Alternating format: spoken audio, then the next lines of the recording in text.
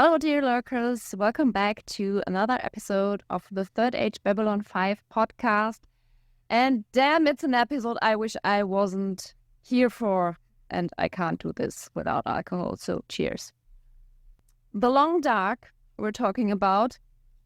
And yeah, it was anticipated in comments before that I wouldn't like them. And yes, I didn't. But before I go on with my ranting, back to our introduction question for today's episode, which is a bit more nicer than the episode itself, at least for me. So the question today is, if we could time travel, where do we go? Where would we want to go? And why? So who wants to start?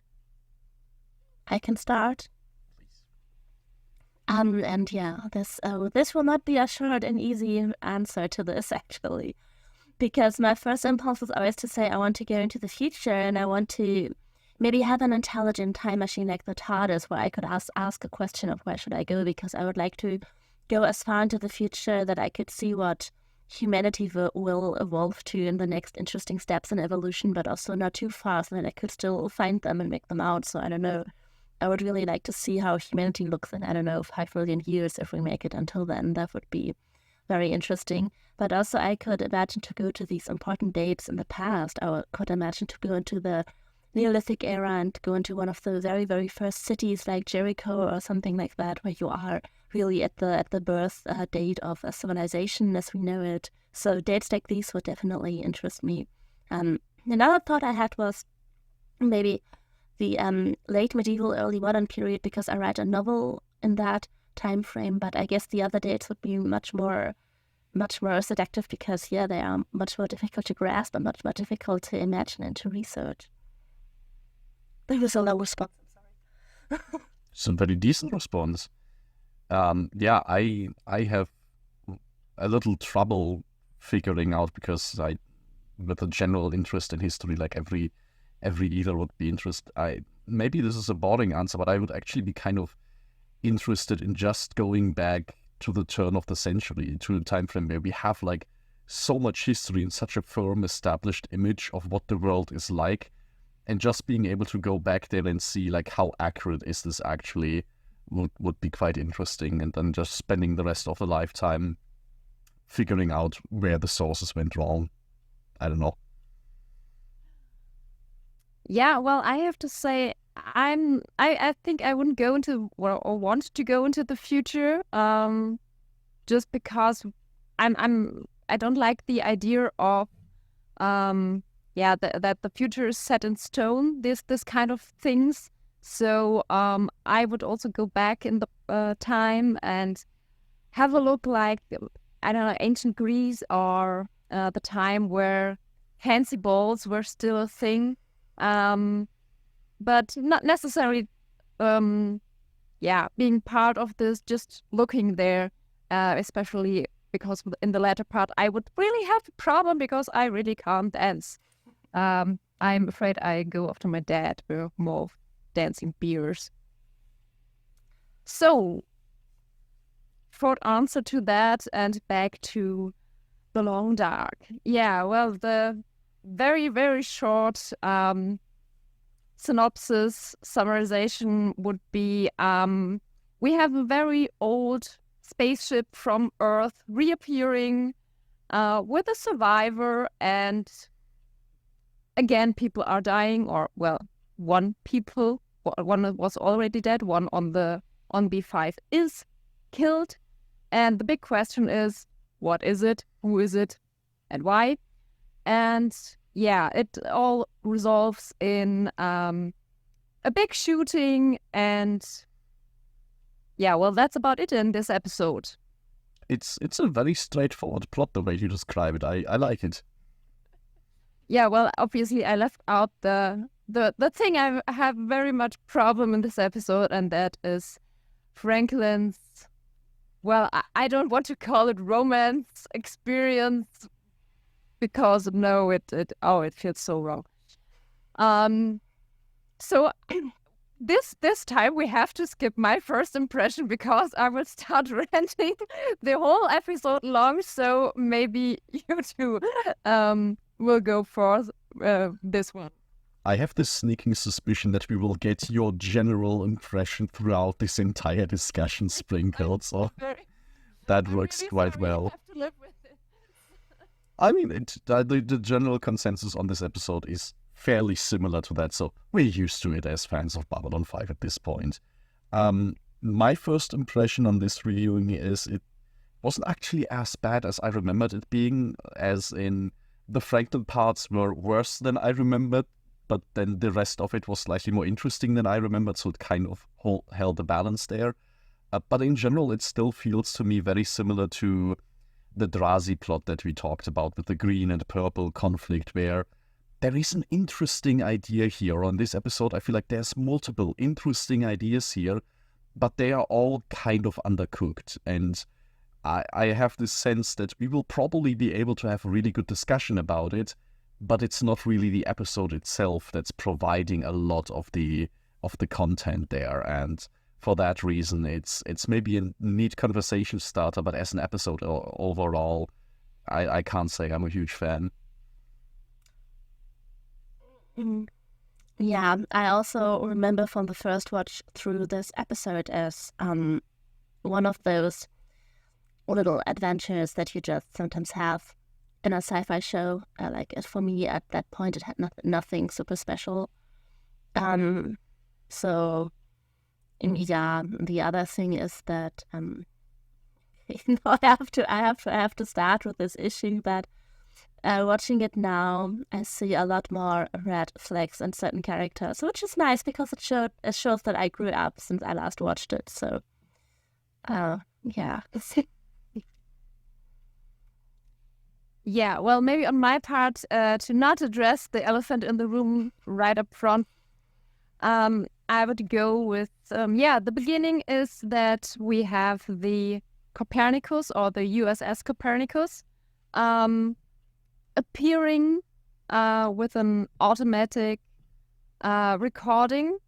And I find this quite interesting because usually you have this feeling of what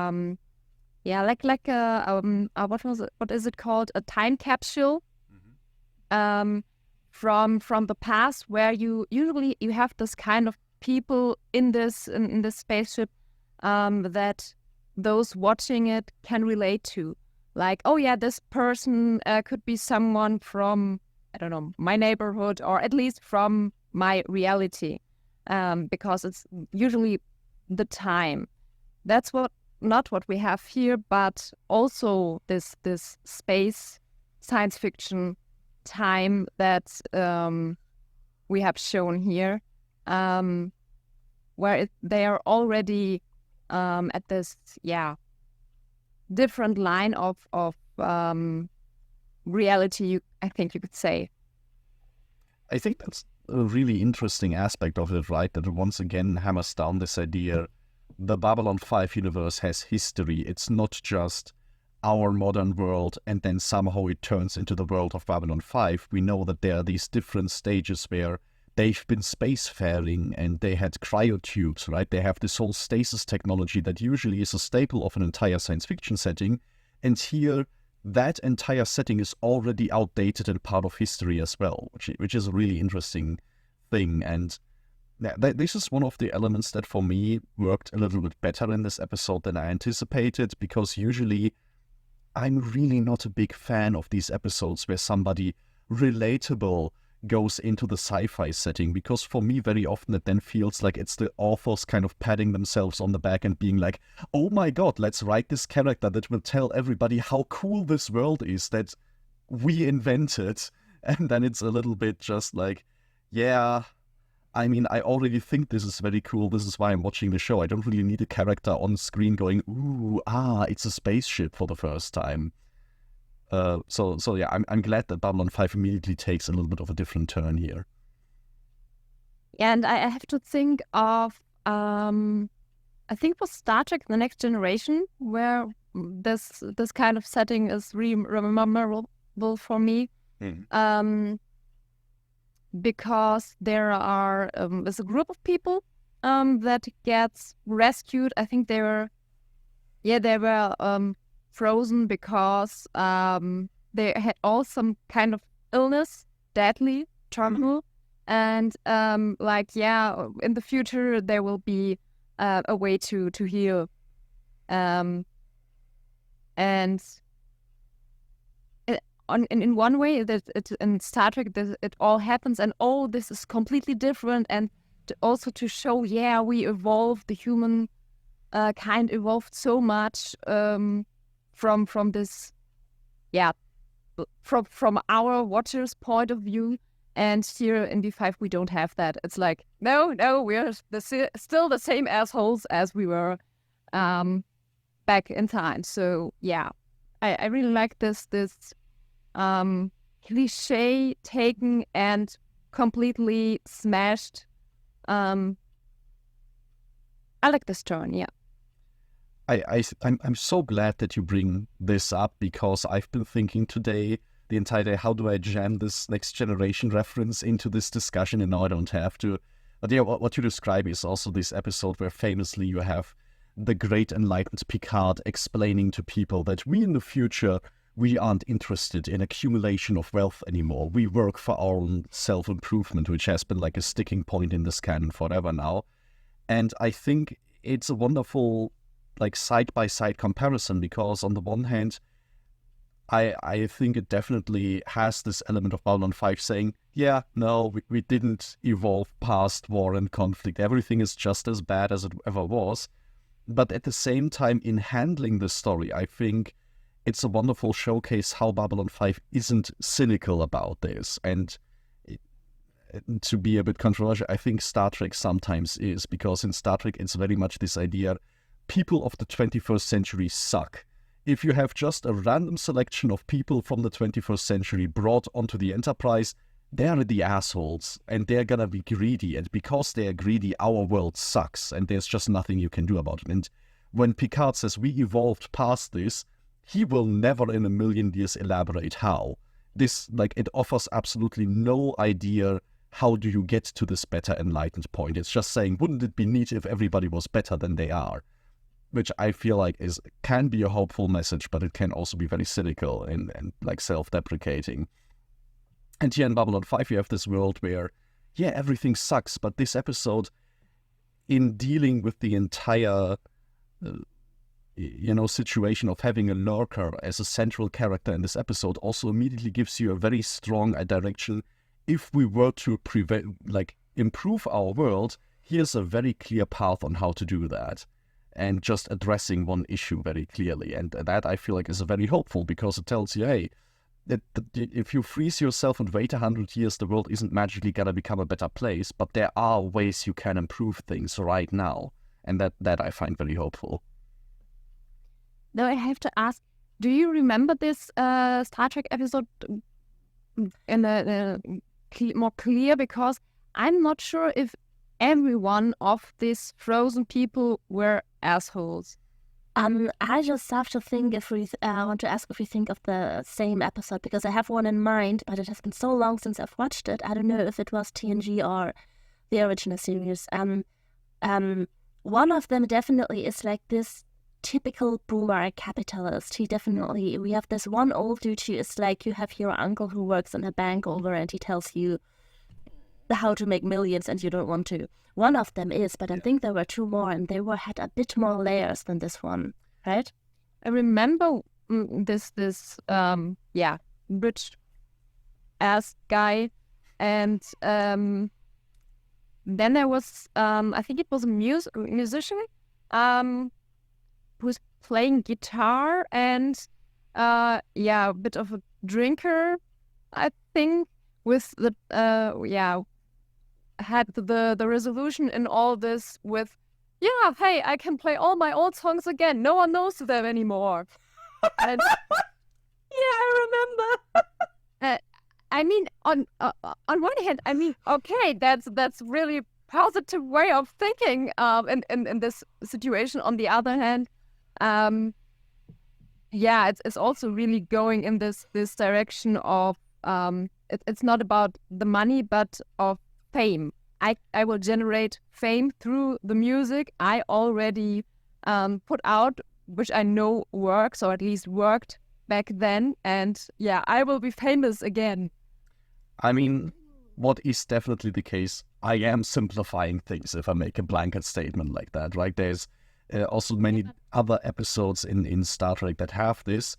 What is the case, what I would say, is that they often, like any character of the past that you see in Star Trek, usually falls in one of two categories. Either it's an asshole of some description, or we also very often see people that need to be rescued, that often have very conveniently lost all their family in the old time, and then it's just, the Star Trek world is just so cool, I just want to live here now. I have no problem with, leaving my entire reality behind, which I find obnoxious in other ways. But there are certainly also exceptions to that. That's definitely the case. Yeah, but I can't remember one person in any constellation, in any Star Trek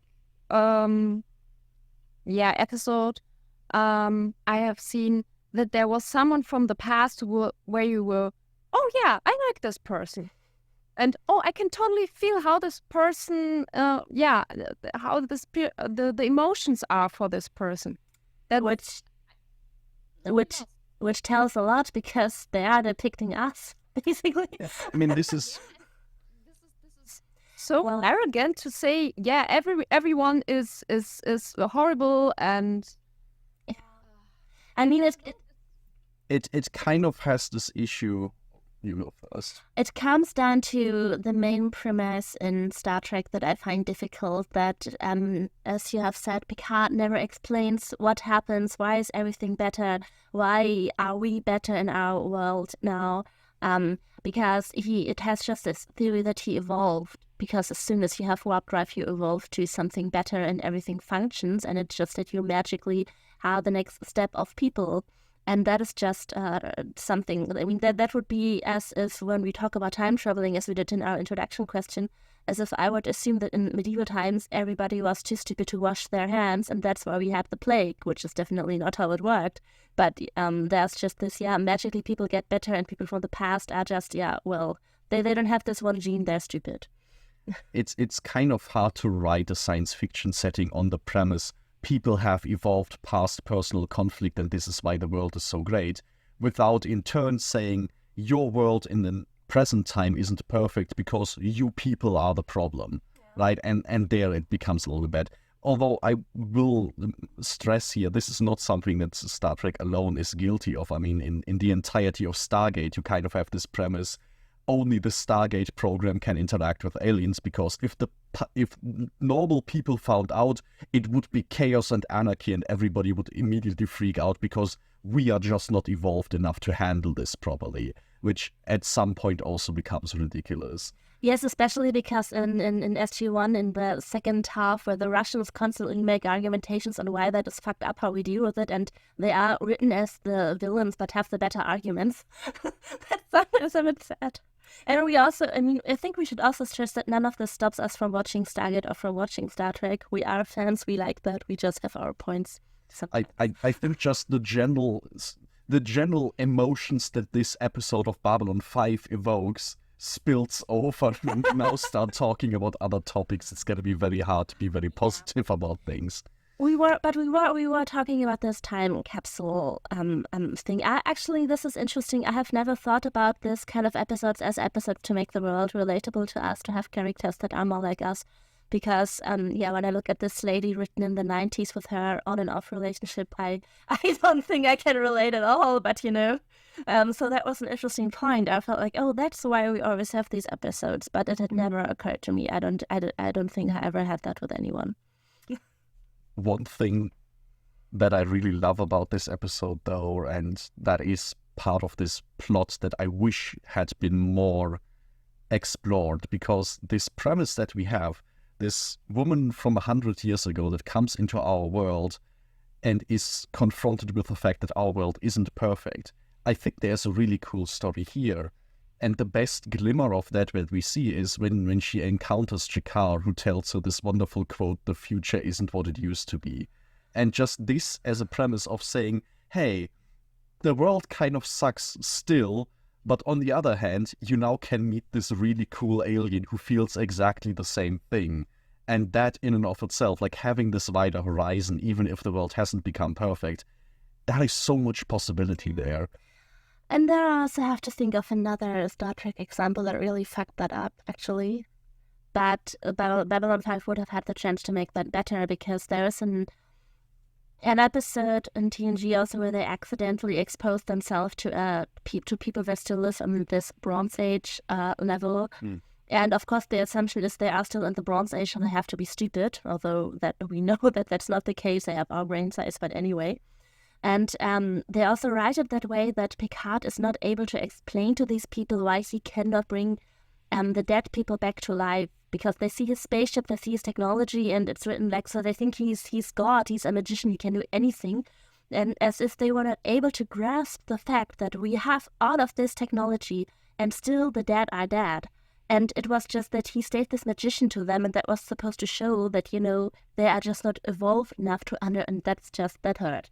That's just something that, that's not how it works, honestly. If you told them, we can do this, we can fly through space, but we still have these laws of physics, or this we still cannot do, why should they not grasp it?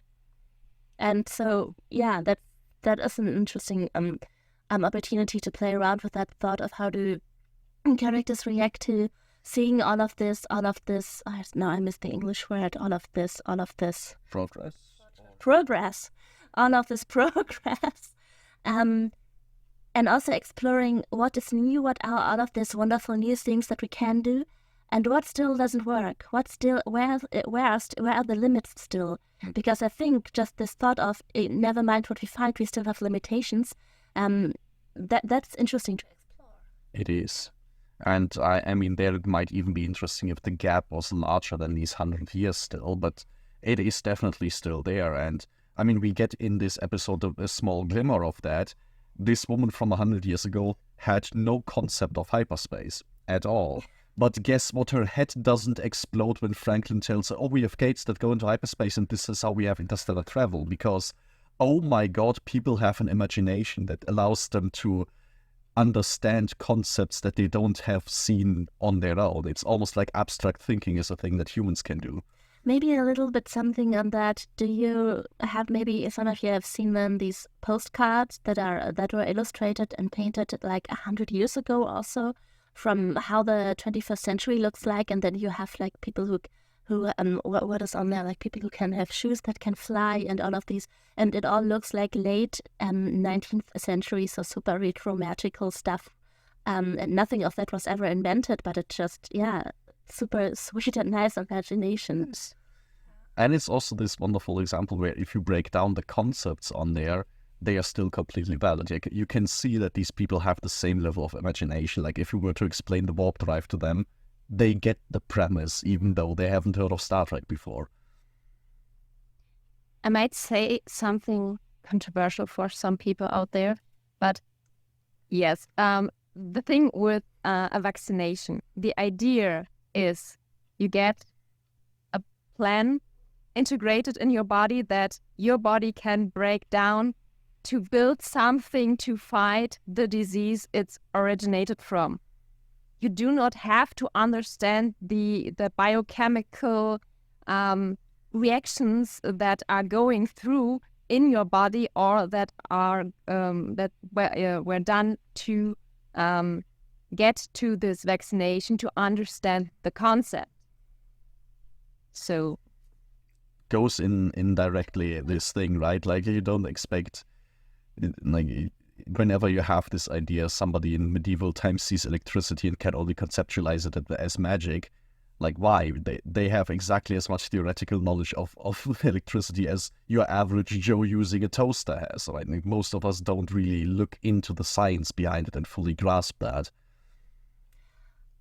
Yeah, and I mean, so many other things can look like magic as well. That I think humans just have the brains to understand the laws and the limitation behind things in our environment that we can use and see. So we've now well established all the great potential that this story of our visitor out of time would have if she got to spend any time with literally anybody else except Franklin. Before we get to that, maybe we can make a point. What do we think of this time capsule theme in this episode? Has that been used well or not well? I mean, we have already established that there is a bit of unused potential, but do you think it was well written, or do you think it was not so well suited for that topic? I have to say, in the end, the resolution I'm kind of fine with. That she says, I don't want to stay on this station in the middle of nowhere where I was never supposed to be. I'm going to go back to Earth, take some time off, and just get a grasp on what has happened. I will bury my husband, I will grieve, I will maybe find out if there's people of my family still around and stuff like that. And as far as dealing with somebody like that, I find that's about as good as it gets. Honestly, at that point, I thought, okay, she wasn't written that bad. Yes. That really made it for me because, yeah, the whole in between. Well, let's skip that for later. But yeah, at that point, I was okay. Yeah, it wasn't good, but it was okay for me at this point. And maybe we should go to someone I thought was good. Sure. I call him Murdoch. And I will keep calling him Murdoch. No, whatever what you say. I don't know. He has appeared in Star Trek. I mean, he's like, he's the kind of, we need a crazy guy. Yes, let's get this guy from the A-Team. I don't know what's the actor name, and played the Met guy, the Murdoch, I think was the name. And then you have this, I don't know, I have a similar feeling, I'm afraid, with Johnny Depp these days. I think he's playing always the same role, just with different makeup. But I have to say, in this episode, I really, really liked the character he was portraying. And far better than in Star Trek, because this character has emotions, has different layers, has a dimension that is more than I'm the crazy guy, has a background story and everything, and yeah, loved him. I can wholeheartedly agree with this. Like, with the time capsule story, I feel like that's a good starting point, and that is neat, but I wish they would have done more with it. Out of everything in this episode, Amos's, Murdoch's plot, about his starting point having just random visions on this random trauma, to the resolution, and just the fact that he doesn't even die in this episode. He actually gets to live, which was an amazing surprise every time I watch this episode. Feels like the most fully formed. There is an actual character arc in there. It has great interactions with our usual cast. And I feel like this is also where the episode really has a strong idea that it wants to get across, and is quite successful in that. Yeah, what Alex also said to me when we watched these scenes was that it's interesting to see that we have so many characters from Earth that have some kind of consequence to still suffer from the Minbari War. That we see here, it's not just for the soldiers, for the leading heroes of the war, that leaves a mark on so many different people, which was very interestingly used and woven into this normal daily life story on that space station. So that was really good. And I mean, even just the fact that, the Minbari War is a thing. Our big, plot thread about the Minbari mystery is kind of resolved. Linear told us what it's all about. But just because we as the audience know this now, doesn't mean that it's resolved in the world, and that we still see, how much this is a topic for the everyday people that live on Babylon 5. I was really glad to see it.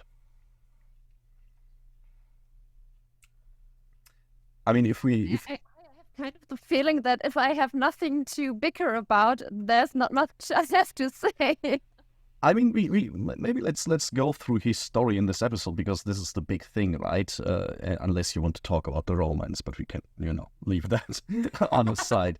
But I mean, the one thing we asked in parts in season 1 about is, are we ever going to see more about lurkers, right? Like, there is an impoverished entire class of people on this station. Are we ever going to dig into this? And I think this episode does this really successfully by putting one of these lurkers on center stage and giving us the reason, like, why are people on this station so impoverished and in this condition?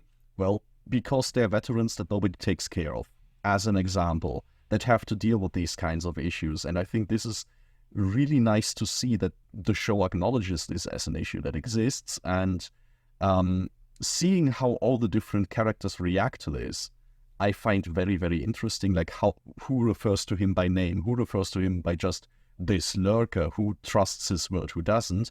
And for me, this is also one of the big standout performances in this episode, is that Garibaldi really shines as somebody who is consistent in recognizing people who are troubled and helping them. And this isn't a one episode thing. We know Garibaldi does this. He did it with Sinclair before.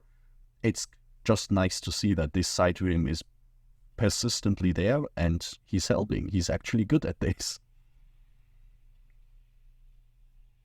And I think also what there's this moment where he is telling Murdoch, "I believe you," and to hear this has so much impact. The emotions you had before that was played out were really, really beautiful to see, and then this "I believe you" moment, you can feel it, already see how the pain starts to crumble at least a bit away. I'm not alone anymore. Yes. And I think there are these two distinct layers to it, which I really appreciate. That on the one hand, Garibaldi is open to saying, okay, you tell me there is a weird ghost creature that can go through walls. I believe you in this. But it's also that he recognizes helping this man has not only to do with playing into his delusions or whatever that is that he's talking about, but there's the secondary layer of saying, I recognize that you were in this war. I know that this is a toll that it takes on people, and I'm just going to be there for you in this level as well. Down to the fact that in this episode we learn, even though they are never featured, there are counselors on Babylon 5, and honestly, they do apparently do more counseling than any counselor I've ever seen on the Enterprise. They just read your thoughts. Yeah, so it's just this element that this exists clearly as an issue, and Amos is also very quickly and very well pointing out, great that counselors are there. Who can pay those people? It's horrible to get a place there, which is, since the past 30 years that the show existed, definitely not a situation that has improved for anybody. So congratulations on that, I guess, humanity. But just this idea that even if this wasn't an episode about a weird ghost creature from space, this is still also this level of just people being deployed, people coming back from that, and the trouble of dealing with this.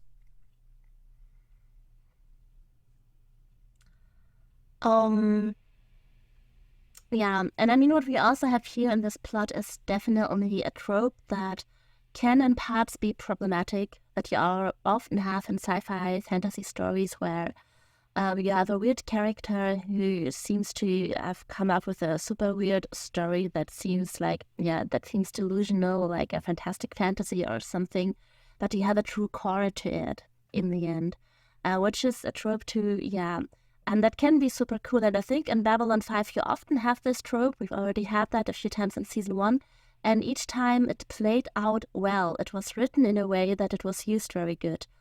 Because sometimes it can be, sometimes this in other shows and other books, it has sometimes been annoying to me. We've just recently watched Harry Potter, and we're like, if you just see it in the movie, okay, so the painting at the wall just told me that the voices I'm hearing are problematic. That's a bit, sometimes it cannot work out, but I think here it was used well because we are confronted with riddles in space constantly, and you have a character who seems to have come up with a super weird fantasy, but some things that you encounter in life can get you to that point, and you still need someone to look at that and maybe find a true core and maybe find something that caused them. It's not just black and white. Sometimes there is this gray zone, and I think that's once again used very well here. And I think what helps this aspect a lot is, like you mentioned earlier, that we see not just one token example of this. Like, this is when we think about Dwight Schultz's role in Star Trek as Lieutenant Barclay, that one of the problems you have is, here is the one guy in Starfleet who's struggling with mental health and stress, and he has to bear all of that. And then it's kind of like the show saying, you see, this is what mental health problems look like. But you have like one character who has to bear, like, he's the representative for this entire subgroup. And in Babylon 5, it's very clear in telling us people get traumatized and can have horrible mental health consequences from that. And this can take any kind of form. This can be Ivanova's case of having a family that got ripped apart. This can be Sinclair's case of getting this hero complex or almost a death wish. This can be Garibaldi's version of getting into alcoholism. So it's never the show telling you, you see, guys, if soldiers come back from war broken, they are just like the guy who is hallucinating about ghosts in the wall. It's more like, no, he's under this incredible stress, and this is one shape that this can take under these specific circumstances. And by not making it this one token example, but just part of this larger world, I think it immediately becomes a lot more credible as that. And you just found the... And yeah, oh God, don't let me get started on that one. We won't. But yes, that's a good point. So at least, I mean, in this episode that people have expecting us to really make our heads explode, we have at least one plot part that has worked out well for us, I think. That's something good to emphasize. We have. With the second 20-minute mark in mind, do we want to transition to the less than ideal parts? Because there is a nice segue in this right now. Yeah, let's do that. Or, Meike, do you wanted to mention something more? No, go on. Well, apart from anything else, one of the interesting things about Amos is how does the rest of the crew react to him, right? We have Garibaldi, who is the most understanding, the most point of contact, and we have other people of the crew like Ivanova, who takes into account what he is saying, but also still refers to him just as a lurker. And we see there's like a much bigger professional difference there. And then we have somebody like Franklin, who says, oh, you won't have this entire investigation just on the word of a dirty fucking lurker from down below that I don't care about, even though I run a clinic for them in my spare time. And that is, nice to see that apart from any of the romance plot, Franklin is a prick in this plot as well. And can be our segue to talk about Franklin in general in this episode and the many adventures that he goes on. Maybe first of all to that kind of thinking of having a clinic for the lurkers, but then talking about one like that.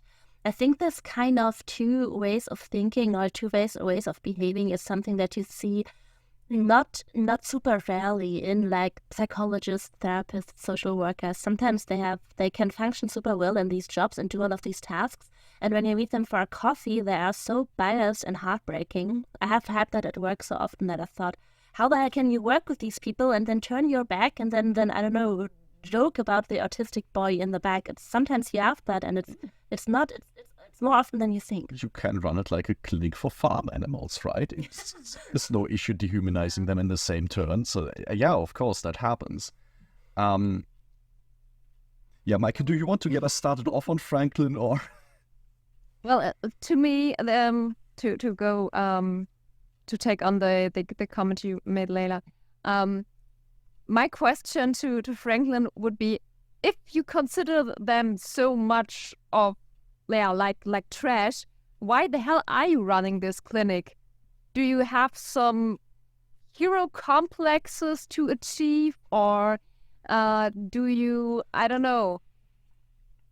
Oh, that's interesting, because I think very soon, and I'm not spoiling anything while saying that because it should be very, very soon, we will have an episode that shows us these fucking annoying hero complexes he actually has, I think.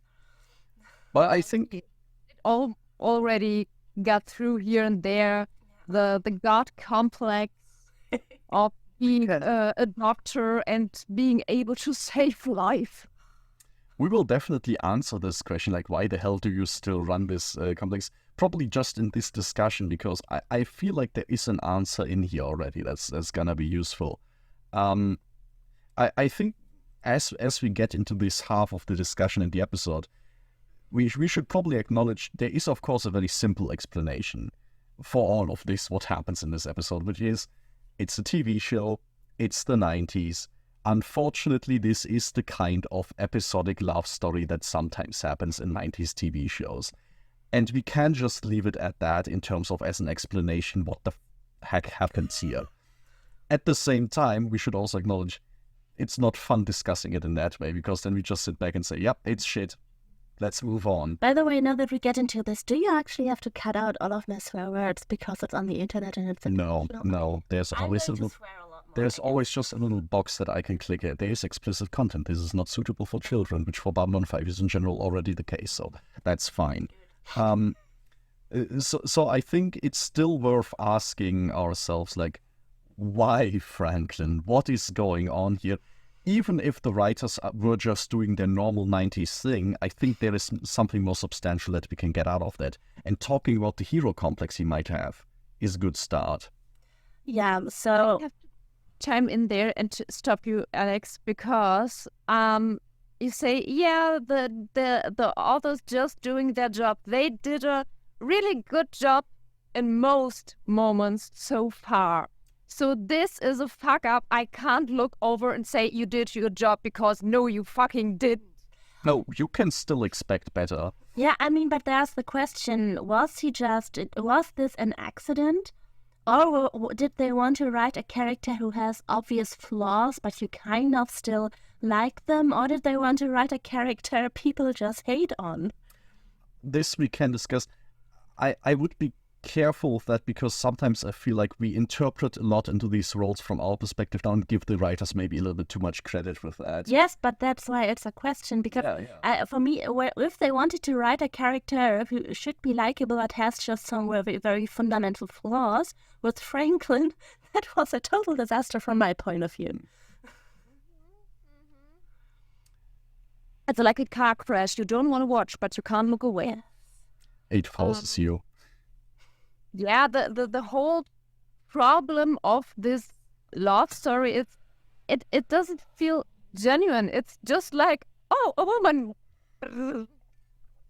And I mean, you can fall in love with your patient, and you can fall in love with someone you meet in a work context like that, but that is only like authentic and understandable if it has more time. If they met like that and then meet again over years, over months, then you could understand, but that is just creepy. Yeah, this whole love struck thing, it's such a bullshit. There's no substantial ground you can build any form of relationship on. And the way it's portrayed is like he sees this woman, pretty, and then his brain is, I don't know, somewhere else on vacation or something. Yes, and that's terrifying, because he sees this, he finds her pretty, and she's completely helpless, exposed to him in the most vulnerable way ever. I mean, she's not just an unconscious patient, she's an unconscious patient from the past. She doesn't know where she is or when she is. Who has just lost her only loved one as well. We should add that on top of that, yeah. Yeah, that's also the problem. It's like, oh, here's that. Well, okay, so let's bank the next one available. Even if the relationship wasn't good, and even if they had this on-off thing or whatever this relationship is supposed to be, it feels so unnatural. Especially, I mean, this circumstances she wakes up in are so enormous differently for what she experienced so far, and she is walking through all of this like she's taking a stroll in the park. Oh, no problem. Oh, there are some lions killing a child. Oh, doesn't matter. I have no problem with that. That's how this feels. I think this is where, for me, the 90s-ness of this writing comes in, because I feel like this episode isn't far off a portrayal of her that I can kind of get behind, where I can excuse most of her interactions in this episode by just saying, like she mentions in the beginning, for her, it doesn't feel like there's a 100-year gap. For her, it's I went to sleep, I wake up the next morning, and this is where I am. And I can believe that this is overwhelming and shocking to a degree that she's just so numb that she just goes along with most of it and doesn't even have time to process anything that is happening. And ultimately then leads to this last interaction that she has with him where she says, okay, honestly, all of this is too much. You have told me about 12 different alien species. I haven't processed any of that. None of that stuck. For me, it's just, I went through this with tunnel vision. Now I will go back to Earth and just try to catch myself. The problem is that I have with this interpretation is that then the writers have to write in, oh, but I hope you wait for me because honestly, I actually got invested in this relationship, which is completely unnecessary. And if we leave that out, I can completely buy that for her, it's so much shock and tunnel vision that she just kind of dazedly goes through this entire episode, and all the romance is just this complete one-sided projection by Franklin onto this woman, which in many parts already feels like it. Maybe she was just letting him down easy. Yeah, but I totally agree. If this was what it is supposed to be, it would be fine for me. But the problem is this paralyzing, this stunning effect. I wouldn't buy it because it's not portrayed in a way that's believable. I mean, as they take away this I can't cry. Yeah, that's because you were frozen. And sorry, that's the most stupid thing you can do. Tears in this moment or the ability to cry would have been so much more convincing to portray what was happening there in this moment in her. I mean, she's not talking much about what she's feeling. I mean, the one step... You have to show it in some way. And saying, yeah, you can't cry because you were in the froster for a few years. You would still be sobbing, like when you cry. You just would not have any tears, you know? I mean, there is always this option of saying, it's stasis. Your brain chemistry might be fricked up to the degree that this isn't possible. I think it's still like a story-wise a stupid decision. And although I will have to say, I don't think it's the stupidest thing.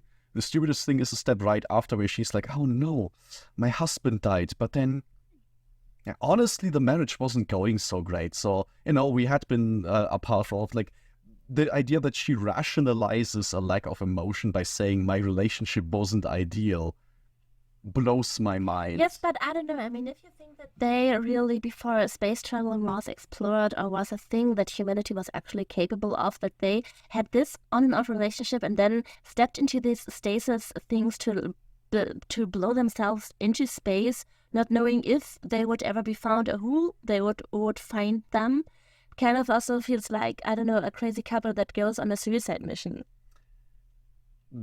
Although with that, I would be very careful, or I would be reserved on that, because then I get into the territory of saying, okay, I actually buy that she is this professional about all of this, because if she is screened on the level of modern day astronauts, then okay, she will just react with ways that are not relatable to me at all, because this is a completely different level of person that I choose for this sort of mission.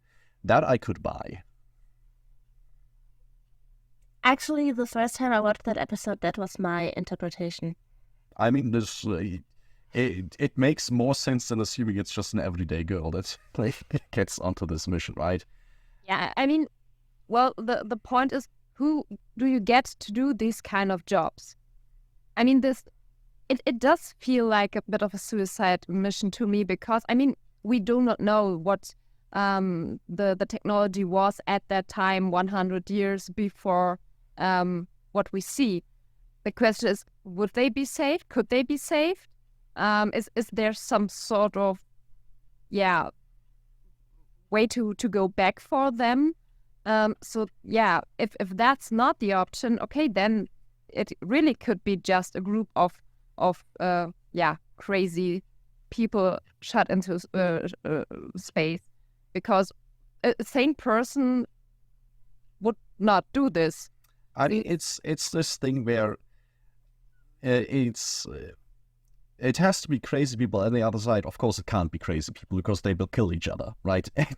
This is like, who do you choose for the first spacewalk? Who do you choose for the first mission to the moon? It's these kinds of people, astronauts, and they must have this like perfect mixture of being just crazy enough about this job, but also sane enough that you can rely on them to be professionals. But we still run into the problem that, Mike, you mentioned at the very beginning. We can explain our way around the fact that she is just such an exceptional person under such exceptional circumstances that it kind of sort of makes sense for her to react in this way. But that is us putting that into the episode and not the other way around. And therefore, it is a little bit of a problem. And none of that makes the love story from Franklin's side any more appropriate. But the first time I watched that episode, and she was standing there and telling him how fucked up her marriage was, and before they stepped into these things, I thought that, I don't know, I had this, it sounds stupid now that I try to say it out loud, but I had this stomach feeling of those were two people who probably were betrayed and professional about this, but had just such a fucked up daily life that they just kind of shot themselves into oblivion, knowing that they would probably not wake up, or only one of them would wake up, and it was just the solution that they wanted for the rest of their existence. I don't know. I was immediately at that interpretation the first time I watched this. Maybe because she was so cold and distant, maybe that was just how my brain filled this gap that you have addressed.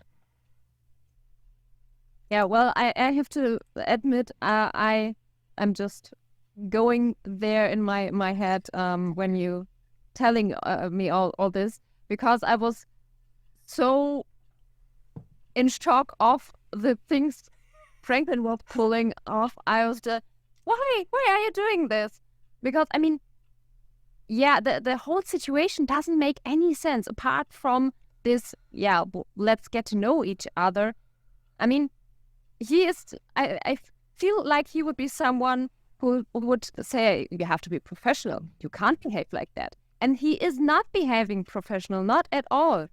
But I mean, this is, as horrid as all of this is, I wouldn't say it doesn't make any sense, because at least for me, the one saving grace about all of this is that it feels perfectly in line with his character. From everything that I've seen, he is somebody who, well, we think of episodes like in Infection, right? We know he's a workaholic. He will work on a project day in, day out. We also know this man has no personal life. Like, it is so inappropriate for this doctor to be dating his patient, but we already know that he doesn't have a life outside of that. He treats everybody like a patient, to the point where he starts making up food plans for every person that he knows. So he doesn't have this off switch. And then when I think, okay, Dr. Franklin is feeling lonely, who is he going to start dating? It's gotta be a patient, because he literally only meets patients or work colleagues that he can't date because he's in the same military as them.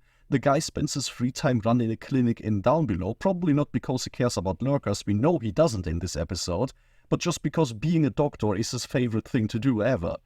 And at this point, I feel like, yeah, he is this workaholic, but also we've already known he's not very professional about it. None of the things that he did with the child in Believers were in any capacity professional. So it's this weird combination where I think his own superiority complex takes over so quickly that, yeah, his idea of professional just gets thrown out of the window. You can say that, but still, even if you are okay with dating your own patients, you can easily find a patient who is less relying on you and who is in a less vulnerable state. If I just go to Dr. Franklin because I broke my leg or because I want to get a vaccination refreshed or whatever, it's less problematic than when I wake up from a coma 100 years later. Yeah, I mean, none of this is making an excuse that Franklin's behavior is more acceptable. For me, this is just what tells me this is not writers fucking up in this one episode and writing this character in a weird way that makes no sense and he would never do.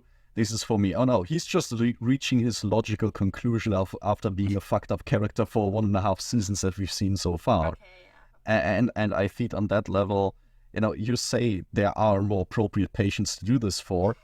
I can honestly say that exactly. Well, but you know, it could be less terrible than it already is. But I think for Franklin, this doesn't even come up, because I think Franklin legitimately can see himself as somebody. Every person needs saving. Even the completely healthy commander, he must save with a food plan. Everybody except for him is on the brink of death anyway. Whether or not you were frozen 100 years ago, in the grand scheme of things of Franklin's universe, that makes no difference. He needs to save you just as hard. He just sounds like an asylum doctor from the 19th century. Yeah. Yeah. I didn't really know how to say that or to point it out, but the way he is all doing this, I don't know. It really felt creepy to me. I really had goosebumps, but this was so. I don't know. It was. Why did I wake up in your bed? Oh, I took you to my quarters. It was just closer than the med bay. It's just.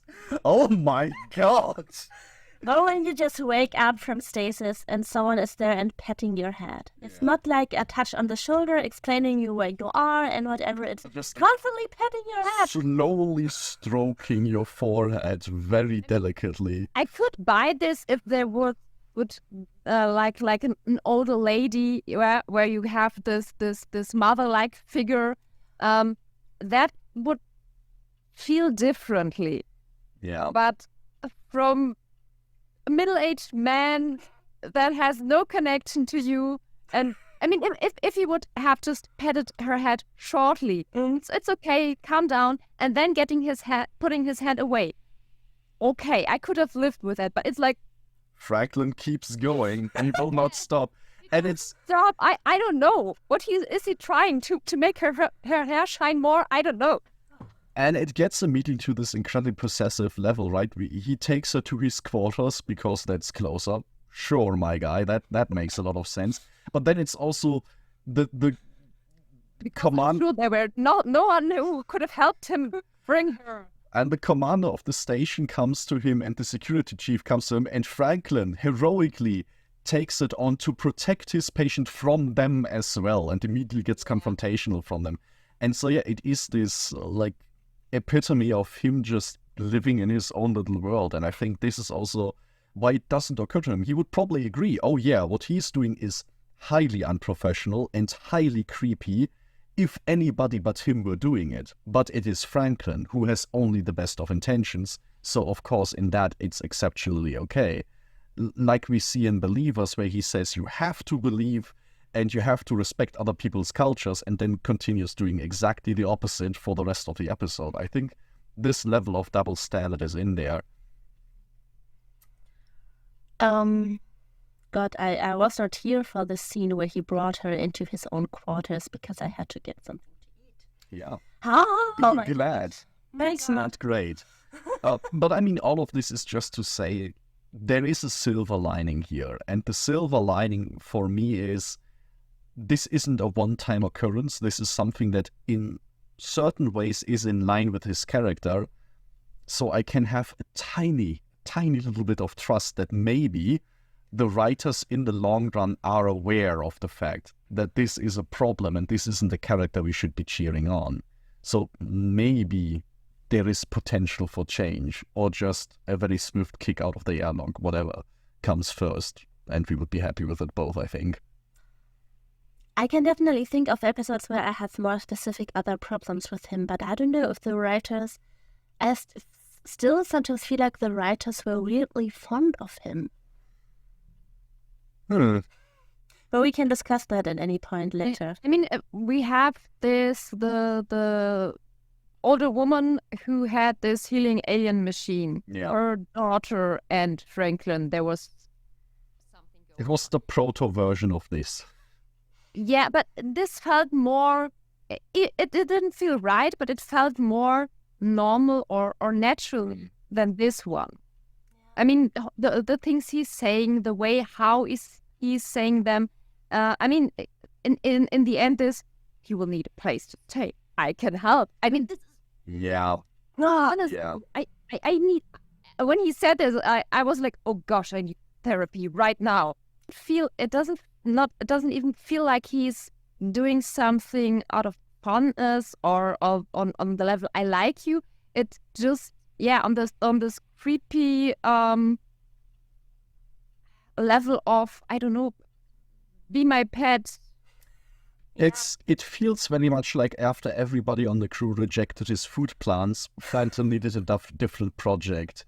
And, Garibaldi puts together motorbikes in his apartment, and I guess Franklin does the same with women, and it's just a problem. But yeah, I find him a doll to construct. Yeah, With I don't know. Maybe that's gonna help.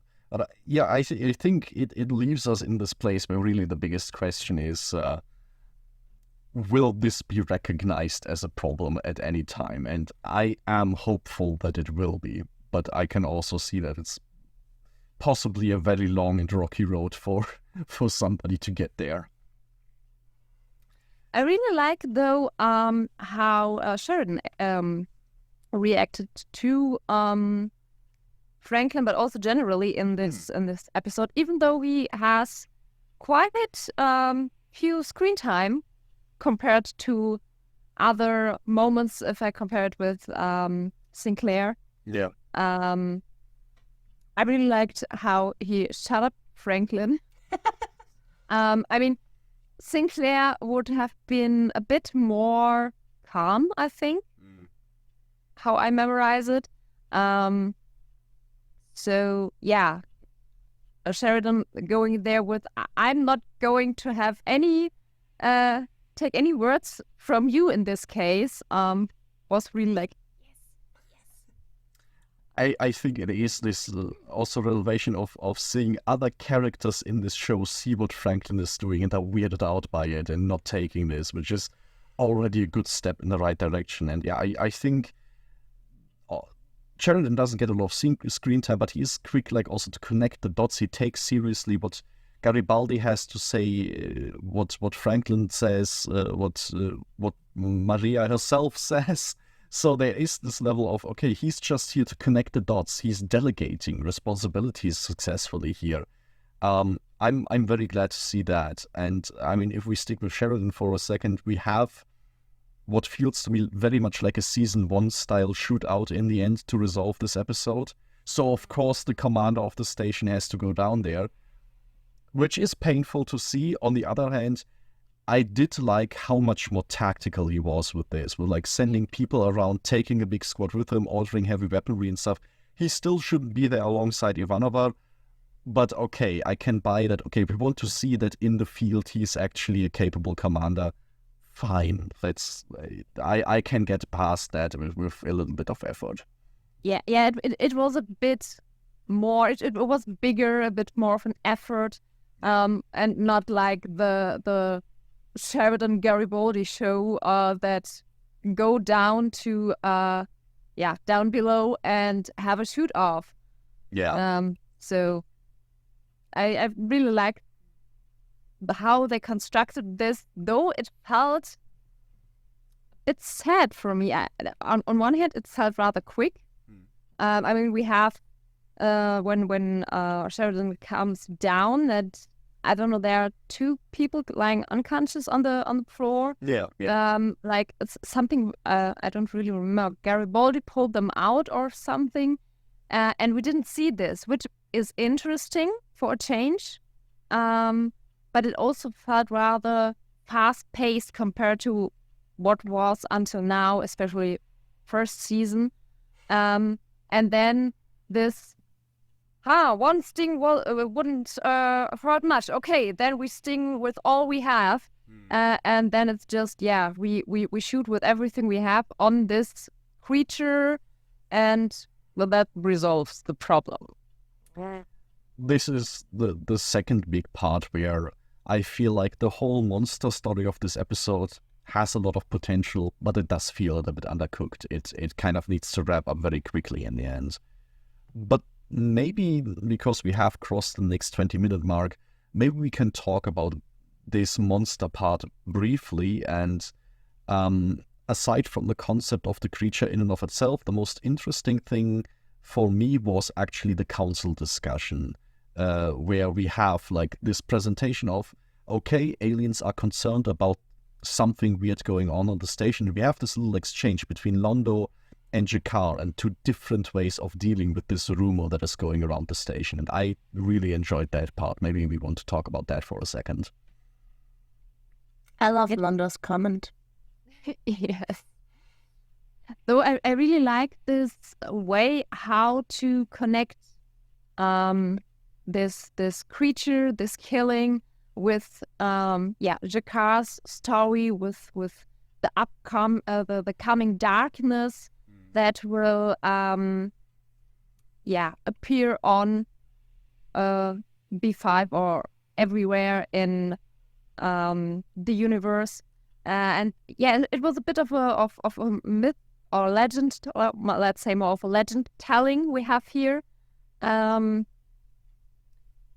that it is an important part that is obviously well known, at least to a certain group of aliens. So we don't have this ominous, unsubstantial thing in the background. It's starting to get more sharp around the edges, more clear what is going to happen, and where to look at. And I think when we're talking about this level of it being an indicator that something evil is taking shape, the entire season is titled The Coming of Shadows. So clearly things are taking shape. And this is an aspect that I always absolutely love for any kind of, big threat that is out there. If I think of something like Tolkien's lands of Mordor, which are this like empire where there is orcs, there's the Haradrim, there's the people of Rhûn, the Easterlings, people from the south and such. Just this idea that there's this vast world and alliance that this dark force is drawing power from. And we get a little bit of this here, that there are these rumors of dark things lurking on distant worlds, and they are all like accumulating on this distant world with an ominous, fantastical name to it that I absolutely adore. What I liked also was that the one who was telling the story was not someone who was well established, but more from the sidelines. Like, it didn't feel like a special thing to know, like I don't know, something Lando would pull out from his coat, like I have bribed a few people and now I have some very special informations at my hands. But it's common. I think that's the point that was important here. It's common. A lot of different species, a lot of different cultures talk about that and understand each other on this level. And Londo was the one making jokes on it, so there's definitely a big thing going on, and the Centauri do not seem to be in. Yeah, and I think they seem to intentionally remove themselves from this. We talked in the beginning especially a lot about how the different species are styled, and the Centauri are definitely, a little bit this Napoleonic, big conquerors and colonialists of this galaxy. But apart from... Dracula. Yes, but apart from this all visual style and the militaristic and history part of it, of course goes always also along with the era that they represent in human history. This is also the history of enlightenment, which has many bright sides, but also means that you are very keen on saying everything that came before was stupid. There were the Dark Ages and everybody was burning witches, and that was definitely something that the medieval people did and not we ourselves in early modern times and that all that jazz. So this like willful ignorance of anything that came before, because we are the civilized people and all this like native folk on the different islands and continents, they are all stupid and what do they know? And it's so interesting for me to have this voice of enlightenment, quote unquote, which usually in science fiction is always the given good guys, right? We all know that in most science fiction stories, you move past religion, you only trust in science, and then you become the good guys and the Federation and everything turns great. And here it's very much shown that this can be an extremely conservative, extremely like ignorant position to inhabit if you like bottle in your horizon to what only you and your current understanding wants to see. I mean, one thing that I really enjoyed the first time we watched Babylon 5 was to see these different perspectives on what religion, myth, and superstitions can have as a function in society. because I think the general, very often the sci-fi perspective on that we have in Star Trek would be that was there before we had science, and now science can explain to us where life came from, so we don't need these stories anymore. And there is more to that. I guess there is more of a collective memory of people, of stories, of art, of music, of traditions. So that when you really analyze us, can find more than this was just before we had science. And also to kind of explore what kind of truth in any kind of superstition there can be. That's definitely a topic that in this show remains interesting. And I think it's notable here that Jakar is obviously the main stand-in, apart from all the smaller alien races. Jakar is the one that opens his big book, and we see an illustration of the monster and such. And it's important, I think, that it is him, because we know that he is somebody who recognizes the value in his religious text, but he's also not a zealot. When he had suspicions that there is an old enemy out there that might be lurking on Zahadum, he didn't grab his Bible and say, the gospel has spoken and we all must follow the prophecy now. No, he got into a spaceship and went looking. So he is somebody who recognizes, okay, our myths and superstitions are a collective memory that has value, but it's also not saying I'm blindly trusting in the divine word of God. I'm working with this as a source that is practical, that I can follow. And I think that is important to be able to include religion in this story in a way that doesn't also turn it into this magical MacGuffin. Yeah.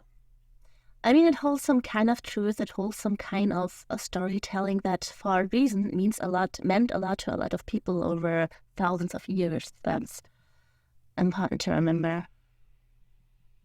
I was, though, a bit sad about the design we have here in this book, because it feels like a lot like some sort of combination between some demonic creature and a wolf drawing, and therefore really close to medieval Dark Ages religious stuff, and I would have wanted something a bit more a bit more new, a bit more creative than just a recycled version of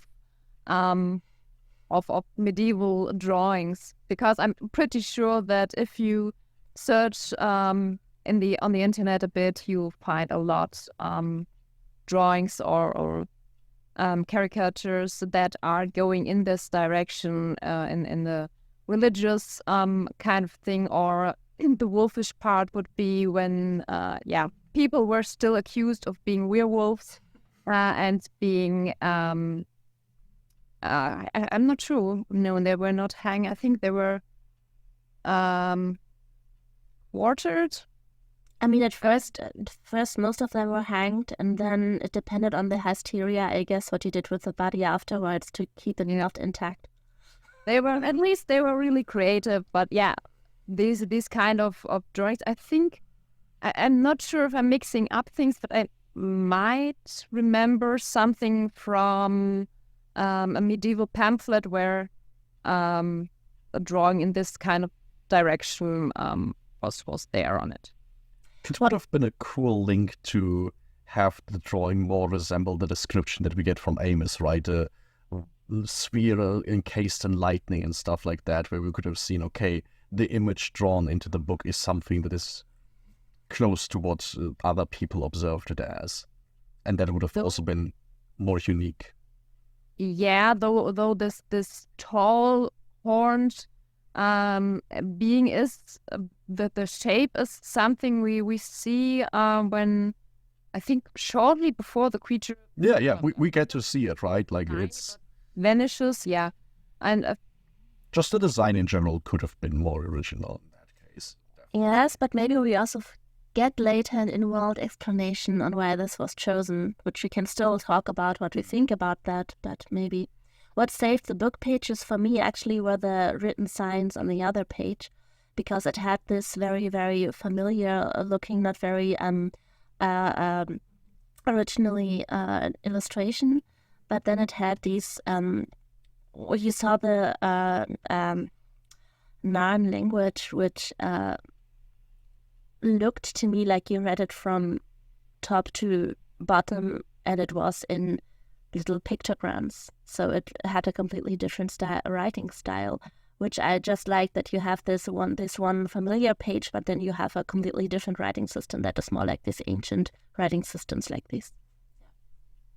It's in general also this mix where it is a book like the Bible, but it's made out of what looks more like papyrus, which you would expect in a scroll. So it's kind of this mix up, which we'll definitely learn about all these cultures a little bit more, so there will be more meaning filled into all of this.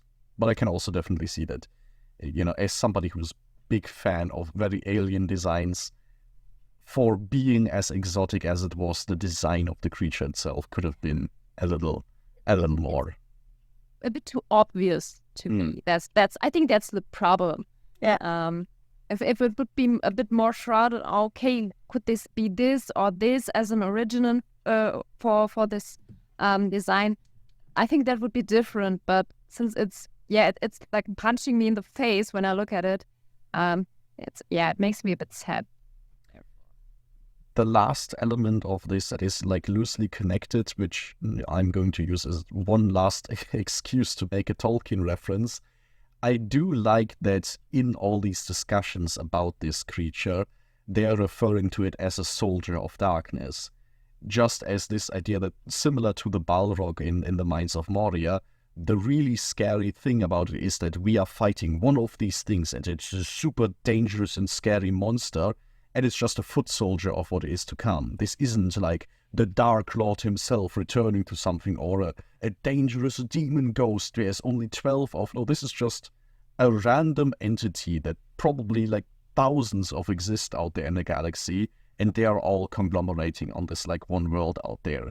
And this just as adding to the sense of scale that we are starting to deal with like mythical proportions of things that are happening, and even just the smallest portion of this is really dangerous to us. And that I kind of liked, just in terms of like the name that was chosen for it. Yeah, I have to think there's a to go further with the Tolkien references. There is a drawing of the different sizes of the dragons from the Tolkien world, and Smaug, which is portrayed in The Hobbit, is, I'm not sure if he's the smallest one, but certainly was the smallest one. And yeah, to think how big, especially in this drawing, the other ones are, is really, really scary. So it goes indirectly this direction, right? We get an example of something big and scary, and then being told about, well, actually, this was a tiny thing. You will have so much bigger problems to deal with later on. Though I have to say, I'm really, really strongly reminded again on Mass Effect. And not necessarily the circumstances, but it feels again like, the story is really familiar. We have in Mass Effect, we have this legend of a creature, space alien race that is out there that has destroyed almost the whole universe, and the Protheans, the most developed alien species of that time, was completely wiped out. I'm kind of expecting to find one Prothean resemblance in one of the episodes coming. If I think of Mass Effect and this creature, it just reminds me of fighting banshees, and I get horrible flashbacks of screeching entities morphing through walls. I think there is definitely this parallel here, although what fascinates me as actually a key difference between the two is, like, with the Protheans being dead and the Reaper invasions and such, one of the things that Reapers are very good at is deleting all of this cultural memory, right? Like in the Mass Effect universe, there is nobody who could open up the holy book to find descriptions of this so easily, because there the destruction was so complete and total. And here we have like the Narn and such who were touched by this, but not entirely wiped out. So it'll be interesting to see like how parallel to each other these stories will develop.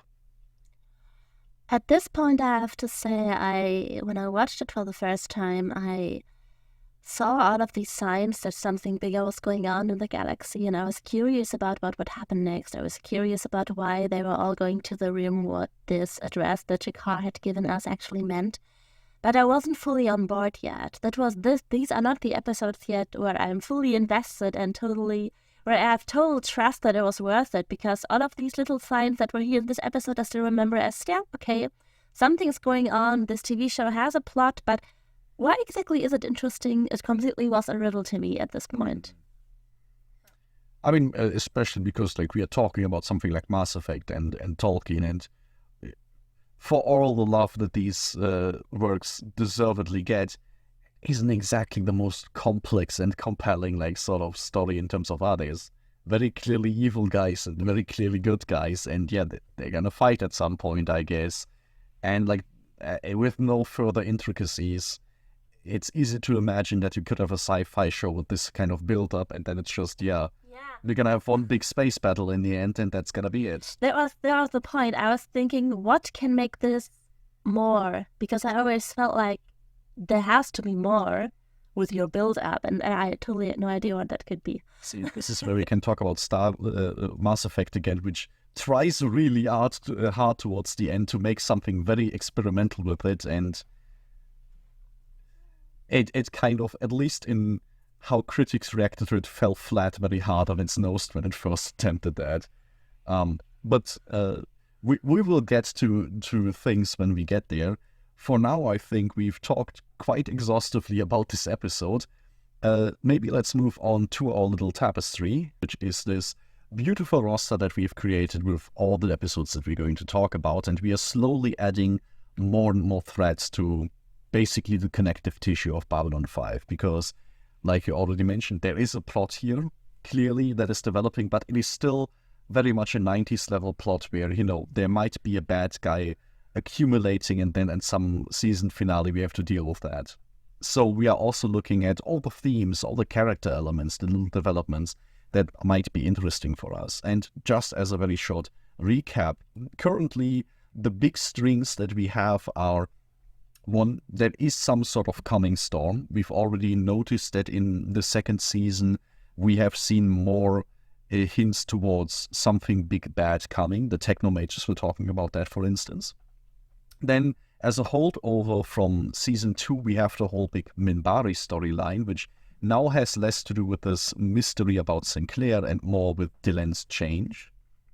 Then we have Londo and Mr. Morden, which so far seems to be the biggest threat looming immediately, and Londo getting deeper and deeper into this pact with the devil, which is funnily alluded to in this episode when Garibaldi says, oh yeah, maybe our crazy guy was correct in assuming Londo might have been making some pacts in that style.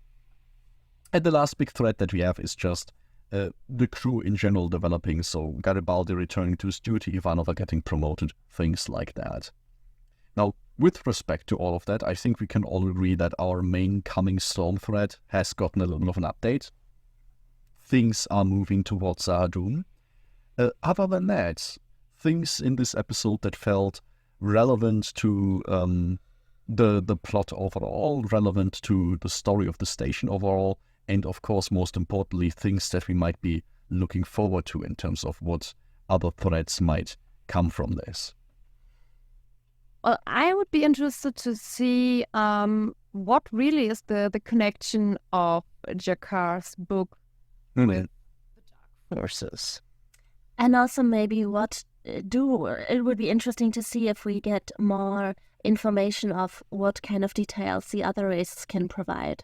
Maybe to see the Jakar's book together with other stories that are out there. And I will add to that, how willful is the ignorance of the Centauri, right? Because we've definitely seen they get careless with things like the Nakalim feeder.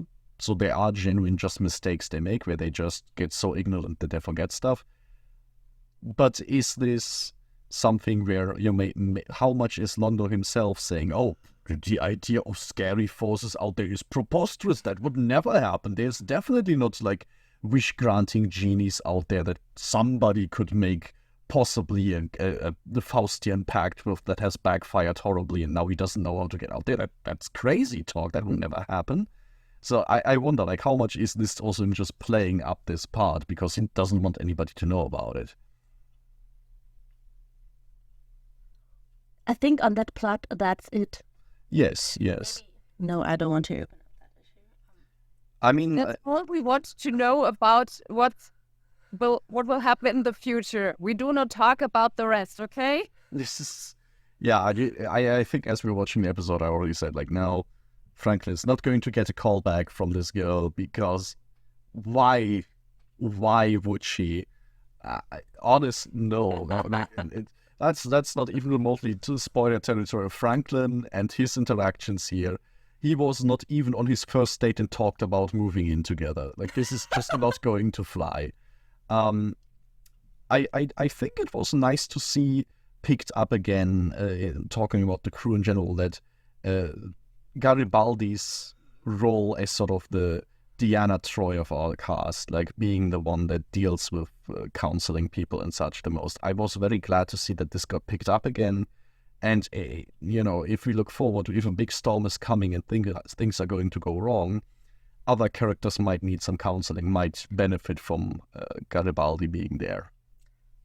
I want to at some point have a podcast where I can talk about how problematic it is when you have a counselor or a therapist who can read your thoughts. But that's just on a completely different account. I had to make that comment. I'm sorry. I know. We will have telepath plots in this show as well, right? Yes, but they are not. I think they would think otherwise. But where were we? Yeah.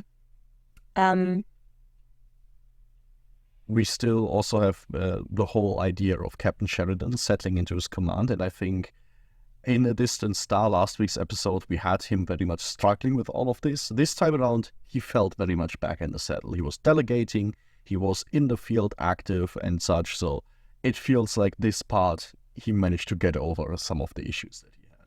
He confronted Franklin in ways that felt good to see. Yeah. Very satisfying there. So looking towards the future, I think for me the biggest question that this episode leaves open is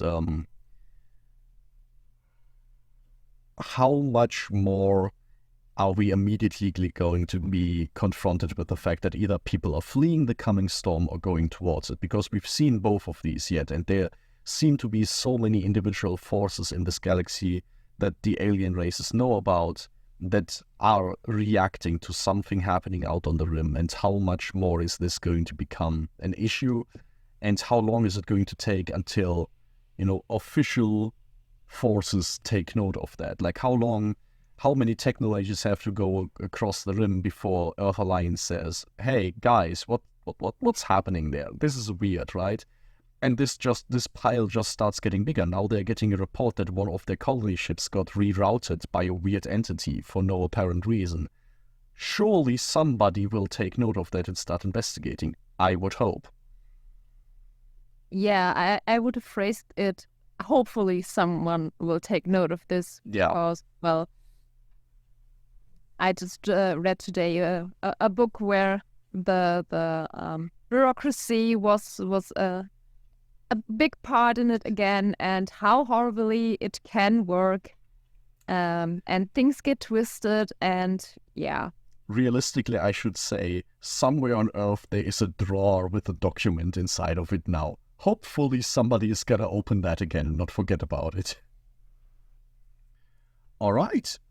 I think in terms of our tapestry, this is enough. This episode doesn't really open up a lot of new questions, I don't think. It's just moving along what you already saw. So, and I think this is going to be a little bit briefer than usual just because we had like this little gap of the special in between. But let's take a quick trip into our post box and see one or two comments that we want to highlight. we will still encourage everyone to leave us more nice comments because we always like reading them. But we had a handful that were definitely very poignant to today's episode. One was by our recurring friend Klaus, who's been leaving us long comments as usual. And on the last week's episode on the Distant Star, he fully agreed with us writing, Franklin ticked me off this episode. As far as I'm concerned, he overstepped himself. That line on Ivadova was cringe and inappropriate, talking about the expanding borders of the Russian frontier. Cool. And he says Franklin needed a long discussion with HR, which, yeah, Babylon 5 needs an HR department. I think this would be very nice. And I think this is important to mention because Garibaldi talks about counselors being a part of the station, but we see that, like, anytime the show deals with mental health issues and also people overstepping their boundaries, it's characters having to interact and, like, individual personalities have to fix themselves because there really isn't in the system of Earth Alliance an HR department that you can really turn to. Which is a problem because as long as most of our people in the crew are nice, everything is going fine, but there aren't really any checks and balances to fix that. We did have one comment from Texas Anla Shock on, oh boy, the Franklin hate. This was the main one talking about. I think, Mike, you already addressed this. I have the good news that from now on, it should get better. No. Why is there a question mark behind it? Because in my memory, it does get better from here, but I think Layla might have a more succinct perspective on that. No, I just had to think of one or two more episodes that were like one-time plots where I just hated him. Okay.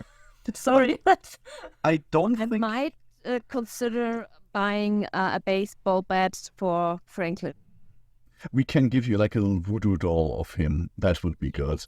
Good idea. I like that. But I do think in terms of his romances, it never gets as bad as this one. No. I don't think his creep level... I mean, he doesn't have that many successful romances, to be honest. Well, this was also not very successful, I would guess. But I think in terms of that level of creepiness, we've reached the bottom point. On professional levels, we might still hit some road bumps, but at least there's not going to be any more hair stroking from him, I don't think. So we're good on that.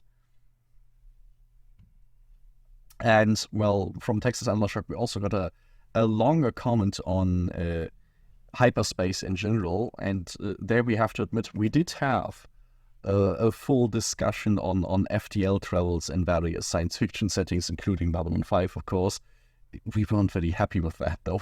So that is locked away in a vault for now, but we will eventually talk about hyperspace travel in Babylon 5 in its own special again. Probably using some episode examples, right? Like choosing episode examples from different shows, and this one where hyperspace problems maybe are... Yes.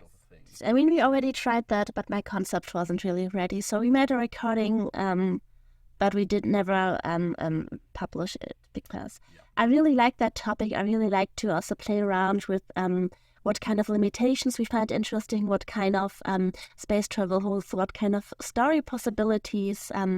Also look a bit at the theory behind it, but not make it a physics lesson. I try my best, but... Yeah, so... because we had like one or two comments going into the technicalities of space travel and such, and those are very appreciated. It's a topic that we are passionate about, but we will give that its own space when we are better prepared for that. Yeah, we kind of just understanding of the focus, and so we talked for an hour, and it was just chaotic. Yeah, talking past each other more. We will fix that, and good news is going to be then probably Meike can also be part of it, so yay. But okay, I think for this week, this is going to be it for our episode discussion. And even though we might have rough patches with Franklin ahead, I think this season overall starts climbing from here, because this is, I think, generally considered the real low point of season 2. So we can be a little more hopeful, a little bit more excited for next week's episode, which is going to be, and as always, I have to double check that, It's going to be a spider in the web. You can get that. Meike, of course, won't know. Talia comes back. Yes. So, talking about mind-melding therapists, we get some telepath action next week. Of course, as always, we have a community question that hopefully some answers we can look at in the post box next week. And this time around, it's going to be the same question that we answered ourselves in the beginning. If you had a chance to get locked up in a box and transported into the future 100 years, or let's open this up a little more, if you had a time machine and could travel to any place and time in the universe, what would your favorite destination be? Until then, you can find us as always on basically all social media network platforms at the Third Age Podcast, but of course you're on YouTube. We are cuter because here you can see us. We hope you enjoyed the episode, and for the next time.